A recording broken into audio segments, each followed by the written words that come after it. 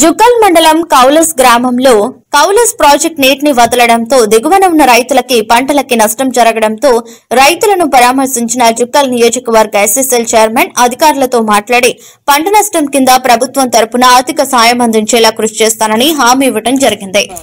మండలం కౌలస్ గ్రామాన్ని సందర్శించడం జరిగింది. ఈరోజు అతి భారీ వర్షాల వల్ల పంట నష్టం జరిగింది కౌలస్ గ్రామంలో.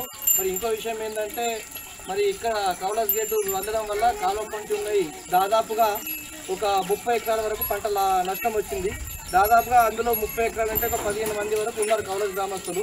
కాబట్టి ఈరోజు కౌలస్ గ్రామాన్ని సందర్శించి అక్కడున్న పంట నష్టాన్ని పరిశీలించడం జరిగింది. ఇదే విధంగా అదేవిధంగా కలెక్టర్ గారిని మరి సబ్ కలెక్టర్ గారిని ఈరోజు రేపు వెళ్ళి అక్కడ వాళ్ళకు ఒక అప్లికేషన్ లెటర్ ఇచ్చేసి ఇలా పంట నష్టం పరిహారం చెల్లించాలని చెప్పేసి ఈరోజు కౌలస్ గ్రామంలో ఉన్న రైతులకు మాట ఇవ్వడం జరిగింది.